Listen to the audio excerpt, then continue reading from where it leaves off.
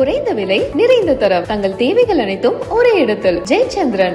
தந்தை பெரியாரின் 147வது பிறந்த நாளையொட்டி திருச்சி மத்திய பேருந்து நிலையம் அருகே உள்ள அவரது சிலைக்கு முதலமைச்சர் ஸ்டாலின் மாலை அணிவித்து மரியாதை செலுத்தி வருகிறார். அந்த நேரடி காட்சிகளை பார்க்கலாம். கூடுதல் தகவல்களை செய்தியாளர் தினேஷ் வழங்கிட கேட்கலாம். தினேஷ், வணக்கம். இந்த நிகழ்வினுடைய விவரங்கள் என்ன? வணக்கம்.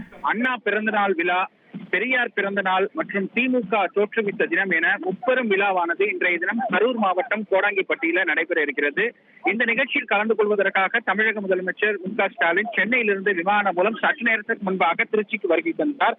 திருச்சிக்கு வந்த அவரை அமைச்சர்கள் கே.என். நேரு, அன்பில் மகேஷ் பொய்யாமொழி, ரகுபதி, மையநாதன், நாடாளுமன்ற உறுப்பினர்கள் திருச்சி சிவா, கனிமொழி, ராஜா, துரை வைகோ ஆகியோர் வரவேற்பு கொடுத்தனர். அதனைத் தொடர்ந்து திருச்சி விமான நிலையத்திலிருந்து சாலை மார்க்கமாக திருச்சி மத்திய பேருந்து நிலையம் அருகே இருக்கக்கூடிய பெரியாருடைய சிலைக்கு வருகை தந்தார். தந்தை பெரியாரினுடைய 147வது பிறந்த நாளை முன்னிட்டு அவரது திருவுருவ சிலைக்கு மாலை அணிவித்தும் அவருடைய புகைப்படத்திற்கு மாலை அணிவித்தும் மரியாதை செலுத்தினார்.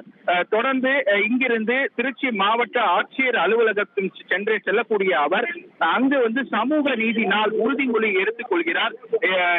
கிட்டத்தட்ட இந்த நிகழ்ச்சியை முடித்துக் கொண்டு நேரடியாக மாவட்ட ஆட்சியர் சென்று அங்கு சமூக நீதி நாள் கூட்டமானது நடைபெறுகிறது.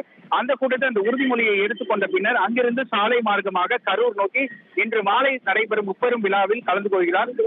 முதல்வரின் வருகையை ஒட்டி விமான நிலையத்தில் இருந்து மத்திய பேருந்து நிலையம், மாவட்ட ஆட்சியர் சாலை முழுவதும் இருபுறங்களும் பார்த்தமையானால் திராவிட முன்னேற்ற கழகத்தினுடைய தொண்டர்கள் மற்றும் பொதுமக்கள் அனைவரும் இருபுறங்களும் நின்றவாறு முதல்வருக்கு உற்சாக வரவேற்பு கொடுத்தனர்.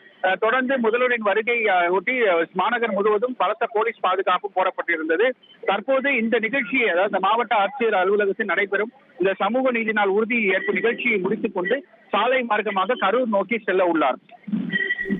தகவல்களுக்கு நன்றி தினேஷ். குறைந்த விலை நிறைந்த தரம் தங்கள் தேவைகள் அனைத்தும் ஒரே இடத்தில். ஜெயச்சந்திரன்.